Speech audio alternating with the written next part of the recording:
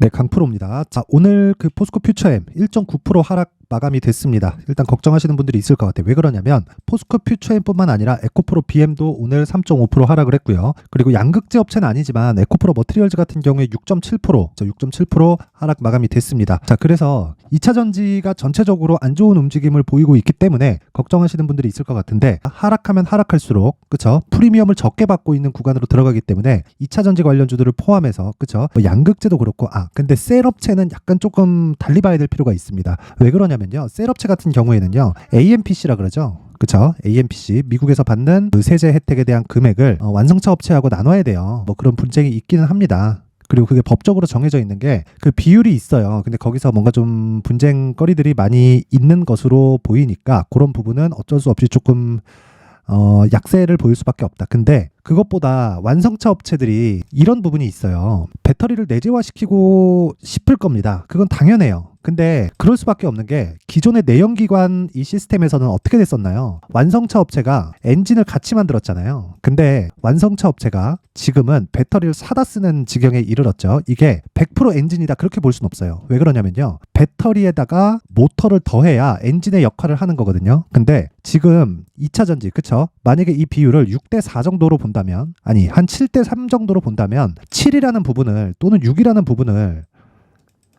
외부에 이런 힘을 빌려와야 되는 그런 상황이잖아요. 그래서 그 테슬라 같은 경우에도 계속된 그 내재화 시도를 하고 있죠. 그리고 실제 어느 정도까지는 내재화에 성공을 했고, 그리고 내연기관 시절에 굉장히 많이 판매가 됐었던, 거의 뭐 최대 물량을 팔았었죠. 그 폭스바겐 같은 경우에도 21년부터 내재화 시도를 계속 하고 있기 때문에 그런 부분을 감안하면요, 셀 업체들은 약간 조금 논란거리가 많을 겁니다. 근데 양극재 업체들은요, 기존의 이 내연기관 기준에서 봤을 때 보쉬 정도의 업체로 성장할 수 있는 폭을 다 가지고 있습니다. 그게 양극재 쪽이라고 저는 판단을 하고 있습니다. 그리고 무엇보다 이런 제 예상이 모두 다 틀리더라도 양극재는 어차피 2차 전지, 그쵸? 전기차 시대가 오는 건 정부 정책의 방향이 그쪽으로 흘러갑니다. 그게 한국뿐만 아니라 또는 미국뿐만 아니라 전 세계적인 그 트렌드가 그쪽 방향으로 흘러가고, 그리고 환경 문제는 공감대가 형성되기 때문에 돈이 많이 든다 적게 든다로 뭐 논란이 있을 여지가 없어요. 그래서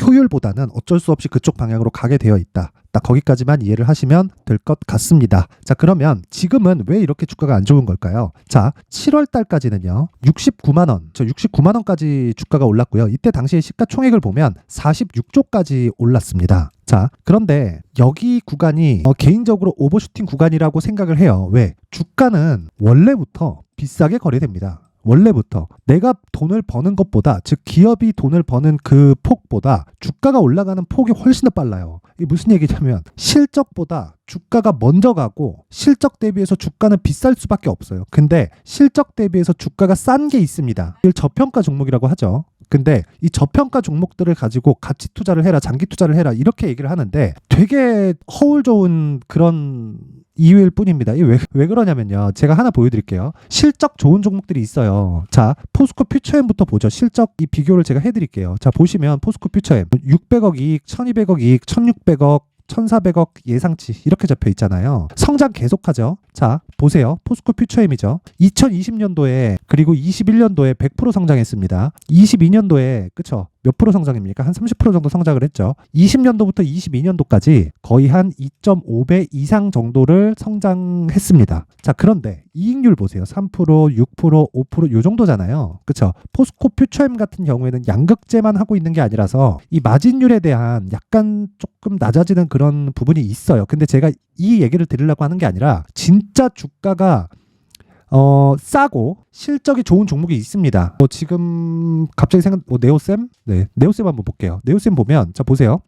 주가 먼저 볼게요. 주가 먼저 보면 지금 보면 굉장히 강해 보이죠? 그쵸? 네오팜 한번 볼게요. 자, 실적 먼저 보겠습니다. 자, 지금 보면 실적 보세요. 2020년, 2021년, 2022년 200억 이렇게 나오잖아요. 그쵸? 성장이 없죠. 근데 이익률 보세요. 26%, 25% 이런 식입니다. 자, 주가 한번 볼게요. 장기 차트로 한번 보겠습니다. 자, 내용 한번 보세요. 2014년도부터 15년까지 굉장히 많이 올랐죠. 6,000원에서 5만 원까지 거의 10배 뛰었습니다. 그리고 쉬었다가 18년도에 또 가기 시작해가지고 저가 대비해서 기어코 10배를 채웁니다. 그쵸? 자, 실적 한번 볼게요. 여기 18년부터 주가 계속 빠졌죠. 계속 빠졌는데 6만 원짜리가 2만 원을 이탈했습니다. 몇 프로 빠진 건가요? 쫙 내려갖고 보면 70% 하락했습니다. 자, 이때 5년치 실적 한번 볼게요. 18년도부터 보세요. 18년도 192억, 230억, 219억, 222억, 200. 자, 뭐가 보이시나요? 18년도부터 19년도까지는 성장을 하기는 했다. 근데 성장률이 둔화됐다. 그리고 2020년도, 그쵸?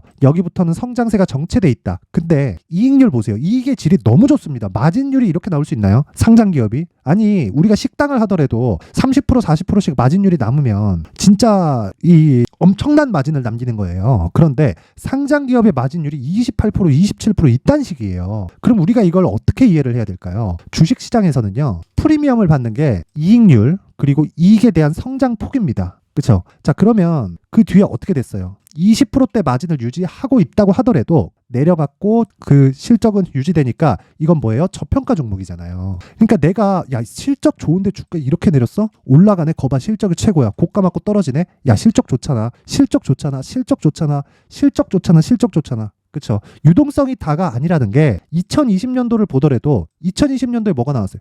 코로나, 유동성, 인플레이션이 왜 나왔어요? 코로나 유동성에 제 개인적으로 양적 완화나 이런 부분을 물고 늘어지는 분들이 있던데 저는 현금 살포를 했기 때문에 그렇습니다. 양적 완화는 연준에서 금융권으로 돈을 넣고 대출로 이 시중에 돈을 푸는 건데 코로나 때 있었던 현금 살포는 어떻게 된 겁니까? 직접 돈을 쓰라고 준 거예요. 그냥. 거기서 문제가 생긴 겁니다. 그러면 그런 상황에서도 보세요. 네오팜 안 오르잖아요. 그죠? 주가가 이렇다고요. 그래서 우리가 볼 때는 포스코, 퓨처엠, 그쵸? 뭘 봐야 됩니까? 무조건 딱 그 저가부터 보더라도 많이 올라가긴 했잖아요. 근데 이런 올라가는 부분이 이유가 있어서 올라간 거라고요. 그리고 기본적으로 그래, 여기가 고가일 수 있겠지. 근데 우리는 이 구간을 보더라도 쌍봉 정도는 노릴 수 있어야 된다. 그래서 지금은 가격이 정말 중요합니다. 그렇죠. 특히나 양극재 업체들 전체 다 동일한 움직임을 보이고 있습니다. 에코프로 BM 같은 경우에 보더라도 자, 보세요. 동일한 움직임이에요. 7월 달에 고가 정확히 58만 원, 에코프로 BM 70만 원 간 게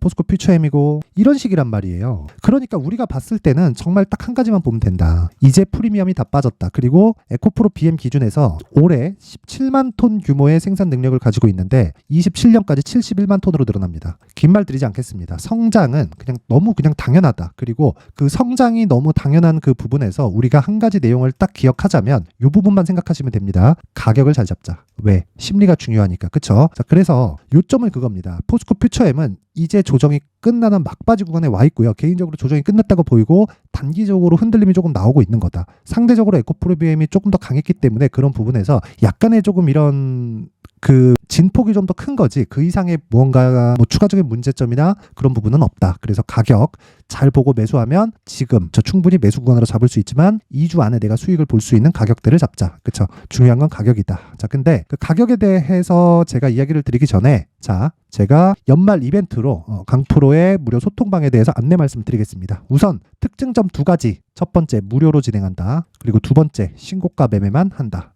그렇죠. 포스코 퓨처엠은 신고가일까요? 아닐까요? 아닙니다. 근데 신고가를 만들기 위해서는 무조건 정배열 구간으로 도달을 해야 돼요. 그래서 정배열 구간으로 들어가기 전 첫 번째 단계를 포스코 퓨처엠 그리고 에코프로 BM 같이 도달을 했습니다. 그래서 보고 있는 겁니다. 자, 그러면 지금 신고가 종목들은 어떻게 진행이 되는지 내용을 한번 확인해 볼게요. 자, 소통방이고요. 12월 26일 그리고 AD 테크놀로지 8시 53분, 8시 55분에 레비코퍼레이션 이렇게 진행이 됐죠. 이 종목들은 다 스윙급 매매로 진행을 합니다. 그리고 어떤 식으로 진행되는지 한번 볼게요. 주가의 움직임. 그리고 한 가지 더. 자, 보세요. 8시 53분에 나갔다는 건 장시작 전에 나갔다는 거죠. 어떻게 이렇게 할 수 있을까요? 신고가 구간을 공략하기 때문에 그렇습니다. 자, AD 테크. 자, 보세요. 오늘 8%대 강세를 보였고요. 이미 신고가 구간에 도달을 했습니다. 근데 돌파를 확인한 이후에 정확하게 저 장시작 전에 공략한 내용이 있고요. 무엇보다 추가적으로 상승 가능하다. 근데 굳이 내가 오르는 날 매도할 필요가 없죠. 그렇죠. 이런 매매를 할 수 있는 건 내가 잘 사면 가능합니다. 그리고 주가는 원래 고가를 정확하게 잡을 수 없어요. 저가도 마찬가지입니다. 그래서 저가 버리고 올라가는 거 확인하고 매물 소화 과정까지 거친 이후에 내가 뭘 한다? 정확하게 고가에서 매수할 수 있는 구간을 잡는다. 즉 고가 돌파 매매를 한다. 물론 눌림목 구간에서 공략할 수도 있겠지만 이건 대형주를 하라는 게 아니라 대형주를 베이스로 하는 그런 종목들일 경우에 그렇습니다. 그리고 에이드 테크놀로지도 그 종목 중에 하나입니다. 근데 이 종목은 그쵸, 제가 다른 종목 그 반도체 쪽도 여러 종목을 보유하고 있기 때문에 그 종목하고 포함돼서 가는 부분으로 무조건 신고가 돌파 구간에 공략을 한 겁니다. 정확히 장시작 전 하루에 거의 한 7% 정도의 수익 구간에 들어왔습니다. 자, 오늘만 그런 게 아니라 물론 매일매일 공략하는데 뭐 10% 이렇게 터지는 건 아니에요. 근데 어떤 왜 신고가 매매를 진행했을 때 이런 구간이 나오는지를 보여드리기 위함입니다. 자, 12월 22일 그쵸? 금요일입니다. 금요일 날도 시노펙스, 테크윙, 레고캠바이오 이렇게 진행됐는데 자 보세요. 8시 53분, 54분 정확하게 장 시작 전에 나가죠. 이 세 종목 모두 신고가 종목인데 자 보세요. 시노펙스 어때요? 오늘도 6% 강세, 그리고 22일 금요일도 시가 0.9%, 그리고 종가 11% 마감됐죠. 장중에 23%까지 떴다. 그쵸? 굳이 내가 고가에서 매도를 하지 않아도 된다. 참을 수 없으니까. 우리는 적더라도 지속 가능한 걸 원합니다. 그래야 내 계좌가 꾸준하게 우상향을 할 수 있는 거예요. 자, 그랬을 때 어떻게 돼요? 이틀 동안 20% 가까운 수익 구간에 들어갈 수 있고요. 그리고 레고캠바이오도 보면 자, 오늘 이거 보세요. 떨어진 것 같죠? 근데 이건 오늘 이야기고 22일 그쵸? 하루에 6% 정도의 수익 구간에 들어왔고 22일 장 시작 전에 공략했죠? 근데 오늘 이런 내용이 나옵니다. 자, 12월 26일 시가 18%, 종가 10%. 그쵸? 굳이 올라가는데 매도할 필요가 없다고 이야기를 드렸죠. 내일 내릴 수 있겠지. 근데 내가 수익을 보고 있는 걸 담보로 추가적으로 수익이 어느 정도 날 수 있는지를 보는 겁니다. 이렇게 다른 종목들도 많아요. 근데 내용이 너무 좀 길어질 수 있고 여기 보세요. LS전선 아시아도 22% 급등, 한익스프레스, 시노펙스 계속 공략하고 있는 거 다 신고가 종목입니다. 다 올라가고 있는 종목이에요. 자, 쭉 보더라도 보세요. 어버브 반도체 이거 상한가 19일날 상한가 다 직접 체크해 보시면 되고요. 이런 모든 종목들이 다 신고가 구간에서부터 시세가 시작된다는 겁니다. 그래서 제가 신고가를 이해해야만 나만의 수익 모델이 만들어진다는 거예요. 내가 매매하는 과정에서 너무 좀 스트레스 받는다, 짜증난다 하시는 분들은요. 이번에 소통방으로 입장을 하세요. 무료로 진행을 하고요. 그쵸? 연말 이벤트로 제가 딱 1000분까지만 받도록 하겠습니다. 지금 한 500분 정도 있는데 제가 딱 2배 인원을 늘리도록 할 테니까 구독과 좋아요 부탁드리고요. 상단에 있는 전화번호로 참여라고 문자를 보내주시는 분들에 한해서만 제가 소통방 입장 링크를 순차적으로 공유를 해드리도록 하겠습니다. 근데 구독과 좋아요 꼭 눌러주시고요. 참여라고 문자를 보내주시면 제가 이 내용을 보내드리기 위해서 이 문자 받는 거니까 그 부분은 양해 부탁드리겠습니다. 자, 그리고 연말 이벤트 하나 더 수익 모델 그리고 신고가 검색기입니다. 신고가를 계속 강조드렸기 때문에 신고가를 어떻게 찾아야 되는지 그리고 수익 모델을 어떻게 잡아야 되는지 그 부분에 대해서 제가 준비를 해놓은 거고 이 내용 딱 가져가서 연말에 오늘 화요일이니까 화, 수, 목 하면 끝이에요. 금요일 날은 휴장입니다. 그래서 딱 그 금요일 휴장 그리고 1월 1일 휴장까지 충분히 그쵸? 공부하시고요. 무엇보다 한 가지 내용만 딱 기억하시면 좋을 것 같아요. 신고가 매매는 무조건 중요하다. 그래서 이 부분에 대해서 내용 딱 받아가시면 되고 당연히 무료로 진행을 하고요. 대신에 구독과 좋아요. 그쵸? 구독과 좋아요 부탁드리고요. 상단에 있는 전화번호로